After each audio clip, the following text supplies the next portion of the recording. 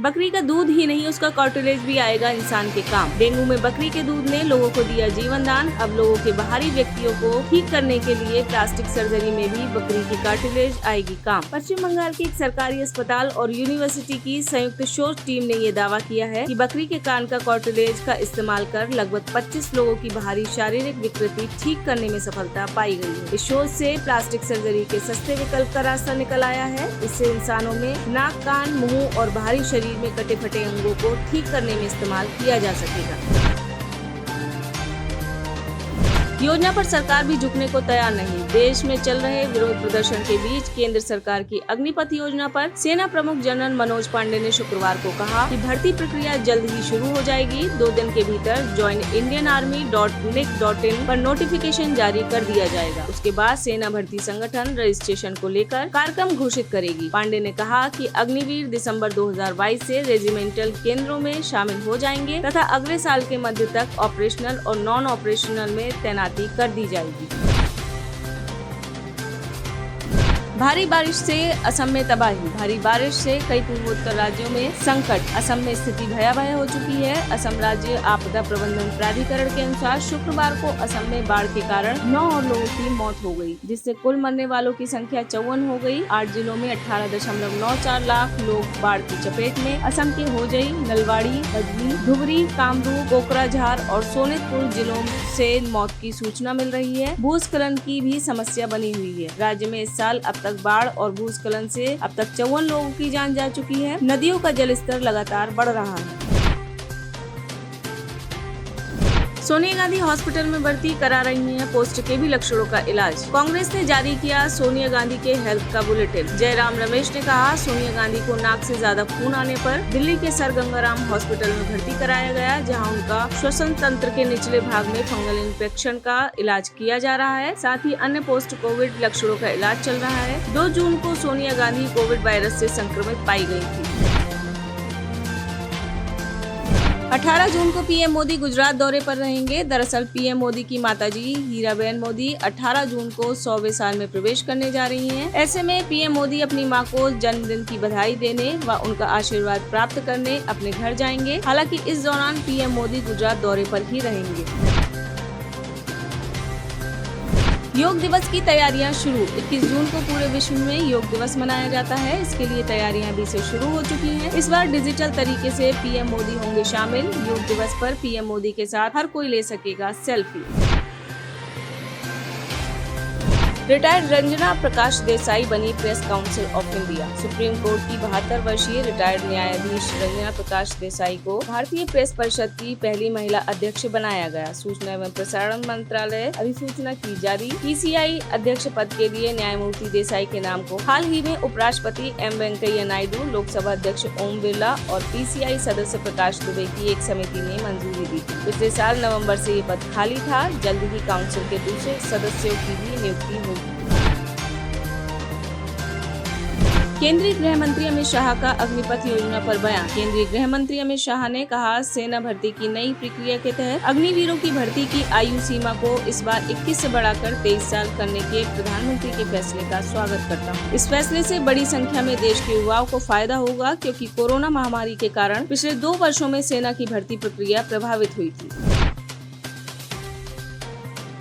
Railway मंत्री ने railway की संपत्ति को नुकसान न पहुंचाने की अपील। सेना भर्ती अग्निपथ योजना के विरोध प्रदर्शन के बीच केंद्रीय रेल मंत्री अश्विनी वैष्णव ने देश के युवाओं से हिंसक विरोध प्रदर्शन में शामिल न होने और रेलवे की संपत्ति को नुकसान न पहुंचाने की अपील की है। प्रदर्शनकारियों ने अब तक कुल 9 ट्रेनों में आग लगाई है, जिससे रेलवे के अनुसार 200 से अधिक ट्रेनों का परिचालन प्रभावित हुआ है, जबकि 35 ट्रेनों को रद्द कर दिया गया है। यति नरसिंहानंद गाजियाबाद में नजरबंद। गाजियाबाद सदर के उप जिलाधिकारी विनय कुमार सिंह ने बताया कि यति नरसिंहानंद को नजरबंद करने का कदम जिले में शांति एवं कानून व्यवस्था को बनाए रखने के उद्देश्य से लिया गया है। उन्होंने बताया कि नरसिंहानंद आज मध्य रात्रि तक नजरबंद रहेंगे ताकि वह दिल्ली न जा सके। इस बीच नरसिंहानंद ने एक वीडियो जारी करते हुए कहा है कि सरकार इस वक्त क्या कर रही है यह उनकी कल्पना से परे है। उन्होंने वीडियो में दावा किया कि मुसलमान सड़कों पर बिना किसी खौफ के खुलेआम घूम रहे हैं। देश में हिंसा दिन ब दिन फैलती जा रही है और मुस्लिम धर्मगुरु हिंदुओं का सिर कलम करने के फतवे जारी कर रहे हैं। दिल्ली जामा मस्जिद के अंदर नारेबाजी करने का प्रयास। जुमे की नमाज के बाद दिल्ली जामा मस्जिद के अंदर कुछ लोगों ने नारेबाजी का प्रयास किया, जिसके बाद तुरंत ही शाही इमाम बुखारी ने मस्जिद को जल्द से जल्द खाली करने का ऐलान किया। जानकारी के मुताबिक शाही इमाम बुखारी ने कहा कि ये गलत है, कोई भी शख्स ऐसी हरकत ना करे, ये बर्दाश्त के बाहर होगी। इलाके के लोग अमन चाहते हैं, किसी भी तरह की नारेबाजी बर्दाश्त नहीं की जाएगी। उन्होंने कहा कि जामा मस्जिद को जल्द से जल्द खाली कर दिया जाए। प्रदर्शन के मद्देनजर यूपी पुलिस की छुट्टियां 23 जून तक निरस्त। सेना की अग्निपथ भर्ती के खिलाफ प्रदर्शन के चलते उत्तर प्रदेश पुलिस कर्मियों की छुट्टियां 23 जून तक के लिए निरस्त कर दी गई हैं। यूपी के 17 जिलों में हिंसक प्रदर्शन। मथुरा और अलीगढ़ हिंसा से सर्वाधिक प्रभावित। बलिया और वाराणसी में भी आगजनी और प्रदर्शन। ग्रेटर नोएडा, जौनपुर, बुलंदशहर, गाजियाबाद में प्रदर्शन। कानपुर, बाराबंकी, देवरिया, फिरोजाबाद में प्रदर्शन। उन्नाव, आगरा, अम्बेडकर नगर में प्रदर्शन। हेमंत सोरेन पर जांच मामले की दायर याचिका को सुप्रीम कोर्ट ने किया खारिज। उच्चतम न्यायालय के न्यायमूर्ति जेके माहेश्वरी, न्यायमूर्ति हिमा कोहली की अवकाशकालीन पीठ ने कहा कि उच्च न्यायालय को इस मामले में निर्णय लेने दे, इस पर अलग अलग विचार की आवश्यकता नहीं है। खंडपीठ ने झारखंड के मुख्यमंत्री हेमंत सोरेन के खिलाफ जाँच का अनुरोध करने वाली याचिका को सुनवाई के आदेश को चुनौती देने वाली याचिका पर अंतरिम निर्देश देने से किया इनकार। द्रौपदी मुर्मू या आरिफ मोहम्मद खान हो सकते हैं राष्ट्रपति पद के उम्मीदवार। राष्ट्रपति चुनाव को लेकर सत्ता पक्ष और विपक्ष दोनों खेमों में विचार विमर्श तेज हो चुका है। भाजपा कुछ नामों तक सिमट कर रह गई है, क्योंकि पार्टी घरेलू राजनीति और अंतर्राष्ट्रीय कूटनीति को ध्यान में रखते हुए विकल्प तलाश रही है। सूत्रों की माने तो पार्टी राष्ट्रपति पद के लिए झारखंड की पूर्व राज्यपाल द्रौपदी मुर्मू और केरल के राज्यपाल आरिफ मोहम्मद खान के नामों पर विचार कर रही है। पार्टी का संसदीय बोर्ड एनडीए के भीतर विचार विमर्श के बाद अगले सप्ताह उम्मीदवार के नाम पर करेगा अंतिम विचार। चीन ने समुद्र में उतारा विमान वाहक पोत। चीन में ही पूरी तरह निर्मित विमान वाहक पोत को फुजियान को समुद्र में उतारा, जो चीन के पूर्वी हिस्से में इसी नाम के प्रांत पर रखा गया है। इसका वजन 85,000 टन है। डिप्लेसमेंट 320 मीटर लंबा है। इसका डेक 80 मीटर का है। ये चीन का तीसरा विमान वाहक पोत है। उसके पास सोवियत रूस से लिया गया लियोनिंग, यूक्रेन से लिया गया वरयाग विमान वाहक पोत पहले से मौजूद है।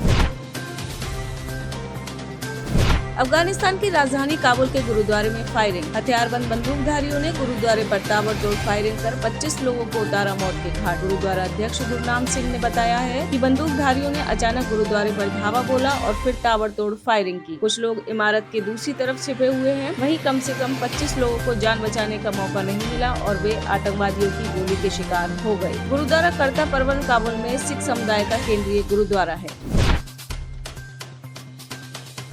ब्राजील से लापता ब्रिटिश पत्रकार डोम फिलिप्स की हत्या के खुले राज। ब्राजील पुलिस ने बताया कि 41 वर्षीय मछुआरे अमरेल्डो दा कोस्टा डी ओलिवेरा ने कबूल किया है कि उसने फिलिप्स और परेरा की हत्या की है। पेलाडो ने इसके लिए बंदूक का इस्तेमाल किया था। इस संबंध में पेलाडो के भाई ओसेनी दा कोस्टा डी ओलिवेरा को भी गिरफ्तार किया गया है। अमेरिकी विदेश विभाग के प्रवक्ता नेड प्राइस ने जवाबदेही और न्याय का आह्वान करते हुए प्राइस ने ट्विटर पर कहा, डोम फिलिप्स और ब्रूनो परेरा के परिवारों के प्रति हमारी संवेदना। हमें पर्यावरण रक्षकों और पत्रकारों की सुरक्षा के प्रयासों को सामूहिक रूप से मजबूत करना चाहिए। पाकिस्तान ने भारत के साथ संबंध बहाली के बयान पर लिया यू टर्न। गुरुवार को पाकिस्तान के विदेश मंत्री बिलावल भुट्टो जरदारी ने कहा था कि भारत के साथ संबंध तोड़ना पाकिस्तान के हित में नहीं होगा, क्योंकि इस्लामाबाद अंतर्राष्ट्रीय स्तर पर अलग थलग पड़ चुका है। और बिलावल की टिप्पणी पर प्रतिक्रिया करते हुए विदेश कार्यालय ने एक बयान जारी कर कहा, भारत के प्रति पाकिस्तान की नीति में कोई बदलाव नहीं आया है और इस पर राष्ट्रीय आम राय है। पाकिस्तान ने सदा ही भारत सहित अपने सभी पड़ोसियों के साथ सहयोगी संबंधों की इच्छा जताई है। अमेरिका ने भारत रूस संबंधों पर खुलकर की बात। जो बाइडेन ने भारत और रूस के संबंधों पर बात करते हुए कहा कि उनके संबंध भी भारत के साथ बहुत अच्छे हैं। उन्होंने बताया कि वो 2 बार भारत की यात्रा भी कर चुके हैं, परंतु भारत और रूस के संबंध बहुत पुराने और मजबूत हैं। ऐसे संबंध कई दशकों में विकसित होते हैं। भारत और रूस के संबंध उस समय के हैं जब अमेरिका इसके लिए तैयार नहीं था, उसके पसंद का भागीदार नहीं बन सका। आप इस खबर के बारे में क्या सोचते हैं, हमें कमेंट सेक्शन में बताएं। साथ ही ब्रह्मास्त्र न्यूज को सब्सक्राइब और शेयर भी जरूर करें।